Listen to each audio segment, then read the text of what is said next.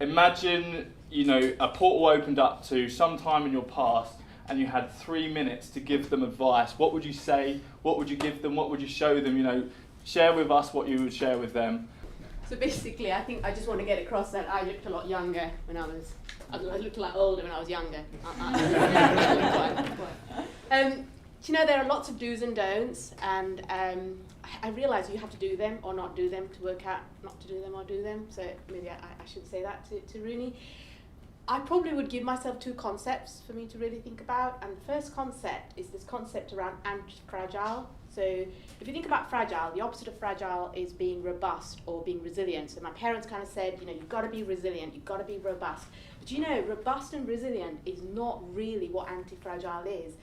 Fragile systems can constantly get bombarded with sort of failure, stresses, changes, etc. So if a fragile system, they just fall apart. And if you think about a robust system, actually they fall apart too, because they're not, something just comes along and it just breaks them and shatters them. Anti-fragile is a system where you constantly change, so you need these insults in your life. You need to constantly, failures is a must, because when you have failure, you change, you adapt. So for me, the key thing I would say to Runi is, don't worry about being resilient. Obviously you don't want to be fragile, be anti-fragile. So that's kind of one thing I would say to myself. The other thing so Runi would say back to me, right, God, when shit happens, that's really kind of, bad, right? So how do you maintain that? How do you maintain telling yourself being anti-fragile is great? And to me, this is a moment where when I was doing my postdoc on the River Cam, if you go in the morning, there's these masses of rowers on there.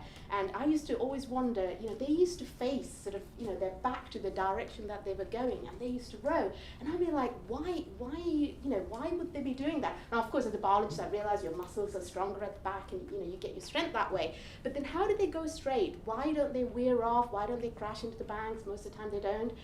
And I realized that actually the key thing is they had a coxswain that they used to face, and they were their eyes. They used to focus their face the coxswain, listen to the coxswain, hear what they were saying, the encouragement, the vision, the eyes of them were there, and they used to row as fast as they can. So I would probably say to myself, when things are like that, who is your coach? Who do you focus your eyes on? I have someone, so maybe I'll share that with you, but who is it that you focus on? Because that's quite key when things are really shit. So 2 things I'd say to myself: anti-fragile, think of failure as a must, because that's how you become stronger, and who is your life coach? Who do you focus on?